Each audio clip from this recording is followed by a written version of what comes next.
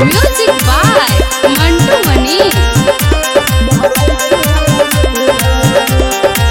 कि mummy papa कही बात खुलम खुल्ला, मम्मी पापा कही बात खुलम खुल्ला। हमके चाहिए बहराइच वाला दूल्हा, हमके चाहिए बहराइच वाला दूल्हा। नहीं सोना नहीं चांदी के खजूला, नहीं सोना नहीं चांदी के खजूला। हमके चाहिए बहराइच वाला दूल्हा, हमके चाहिए बहराइच वाला दूल्हा।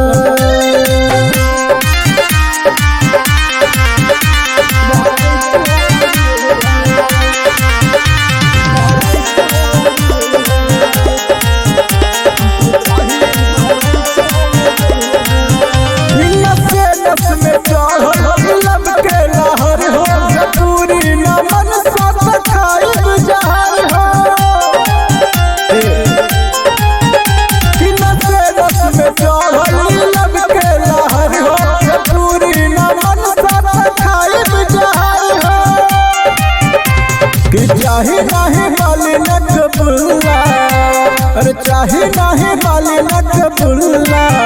हमके चाहिए बहराइच वाला दूल्हा, हमके चाहिए बहराइच वाला दूल्हा। नहीं सोना नहीं चांदी के खजूला, नहीं सोना नहीं चांदी के खजूला।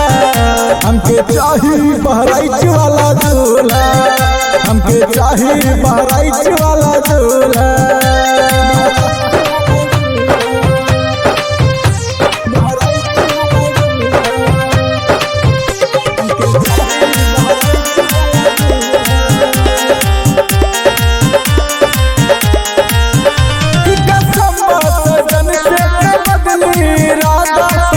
टूट जाई ना टूटी वादा,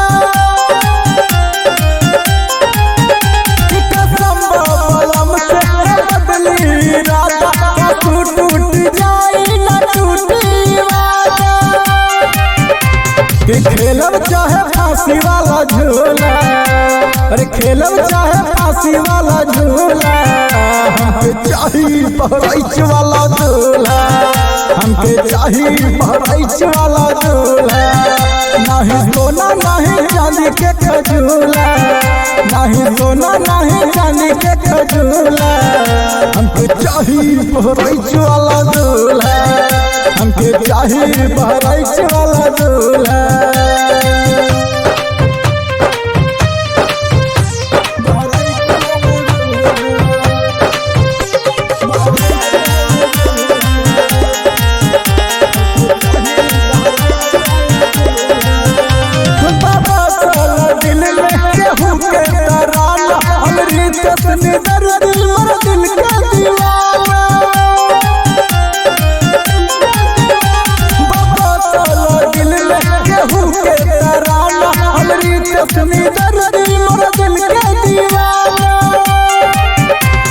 शिवम संग जाई हमर डोला, जयपाल संग जाई हमर डोला।